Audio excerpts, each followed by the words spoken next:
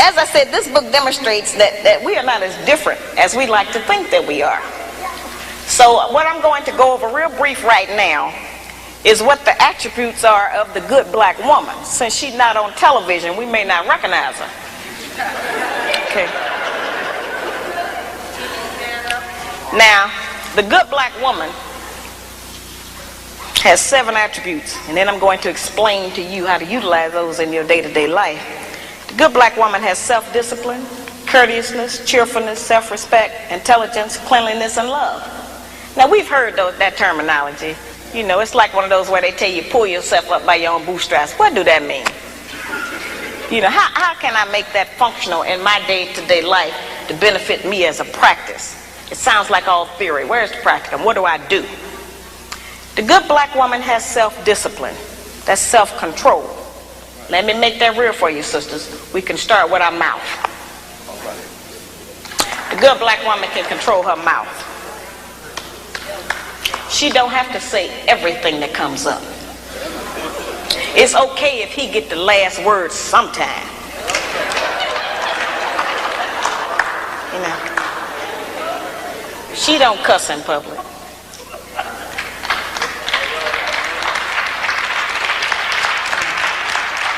And she works on not cussing in private. She don't tear a man down with her mouth because they can't out-argue us.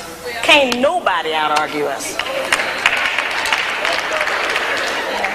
I have charged that we nag our men too much. We keep our men's head tied up so much with our petty grievances about our personal relationship that he don't have time to think and plan for our future. Because he got to deal with what's going to happen with us every day. You know, it's real odd. When the black man come home, he almost have to do a wind test or stick his toe in the door. He don't know what's waiting. He don't know who in there today.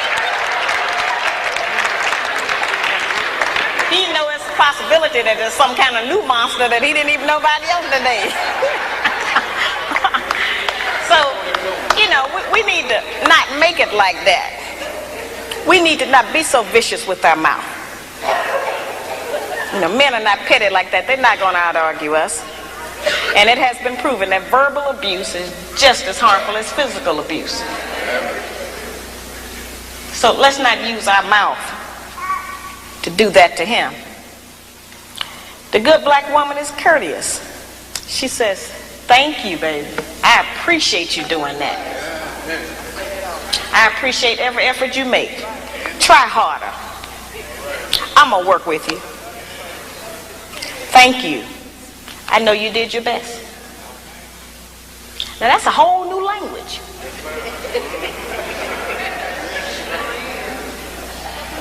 But just to say that during the course of the day, every day, with the man that you're trying to be with or want to be with, will make our life easier. We can't get it if we don't give it. We keep wanting them to give us and do something for us that we refuse to do and give to them. It don't work like that. The good black woman has self-respect. She don't have to go out naked just to get the attention of a man.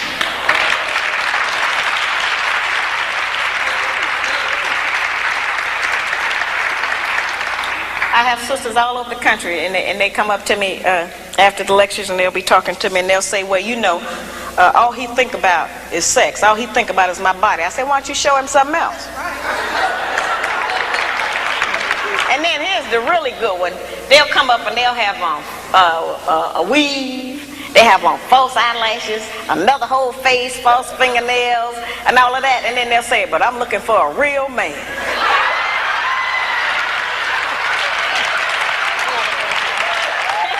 It's real deep. I say, why? What do you want a real man for? The good black woman can pull a dress down without thinking that it devalues her. She doesn't have to use her body because she has so many other good attributes about herself to get the attention of a man. We can take the sisters in a position to take all of the charge and sexual energy out of the black community by just dressing differently. We have the power and control over that. That don't stop you from being beautiful. That don't stop you from getting a man. And it certainly puts things on the right perspective so some other judgments can be made other than physical. It don't take no knowledge, wisdom, and understanding to have a sexual reaction. That's the most base. We spend less time doing that than anything else we do.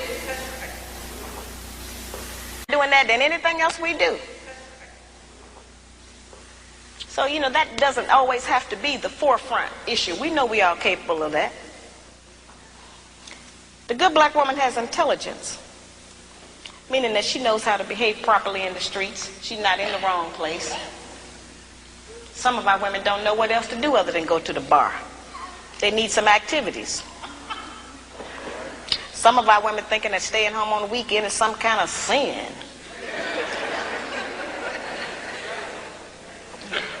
Some of our women think that if they don't have a new outfit to wear every day, that they're going to self-destruct. You know, we have a lot of just that kind of nonsense going. Every time we buy new outfits and clothes or whatever, all we're doing is sending money out of our community. We don't own no clothing stores. If the white man closed the shoe factory, we'd all be here barefooted tonight. We don't own no shoe factories.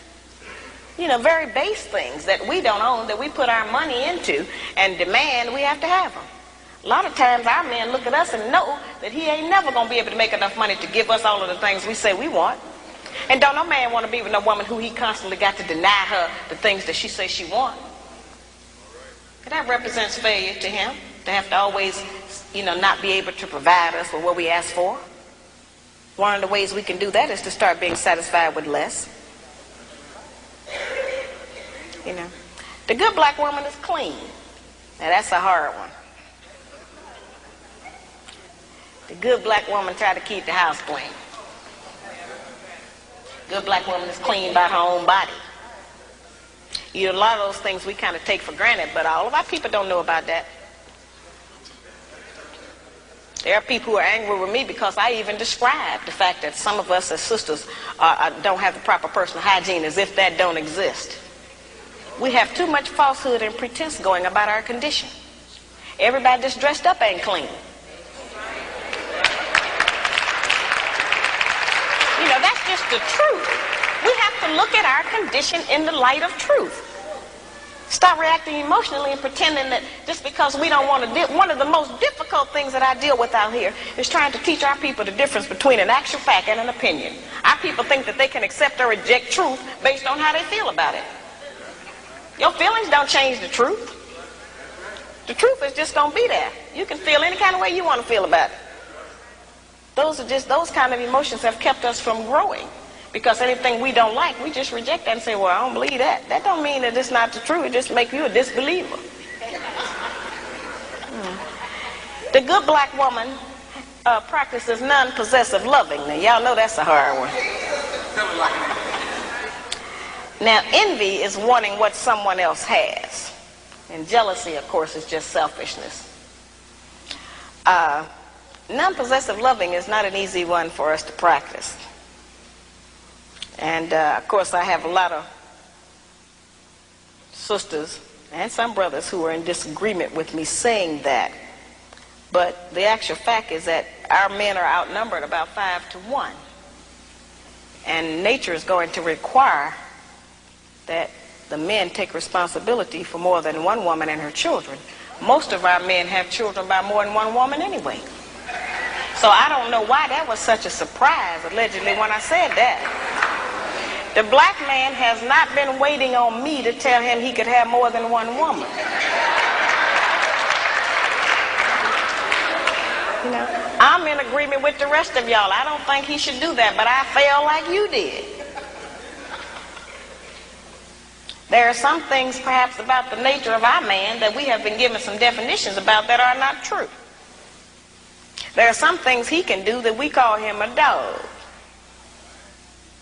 We do not have the same capabilities as a man. I am not talking about fornication and adultery. That's something else. I'm talking about actual responsibility of fatherhood and husbandhood of another family. That's quite different from fornication and adultery.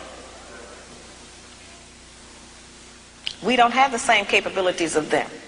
That's right. A man can have 2 homes, 2 sets of in-laws. He can eat dinner at 2 houses, 2 sets of children, 2 garages, 2 separate sets of friends attached to that woman. He can have all of that. We can't do that. We can't cook dinner at 2 houses. We can't sleep with one man 4 nights a week and another one 3. Ain't no man gonna agree with that. We can't have 1 set of children we leave in one place and go and stay in another place and take care of another set. It doesn't work for us. Now that does not mean that we can't have sex with more than 1 man. That's not what I'm talking about. I'm talking about just taking responsibility for your children. Now certainly every man can't take financial responsibility for all of his children. He can do something. But a man who is spending time with a child is going to do something for it. Because then they'll find out what we have since we've been taking care of them by ourselves. You don't like to always say, no, I can't do it. No, I ain't got it. So the children will make you get it up. You spend some time with it. You know, that's an important thing. The effectiveness of the principles that I just described, their usefulness has not diminished just because modern opinion has changed about them. There is not a black man in this room who does not still enjoy it if his woman bake him a cake. Well, our young daughters are being raised and taught that that's old style and that's out of fashion. We are not making those rules. Somebody else is, and they're imposing them on us and making us think that we have to qualify under them.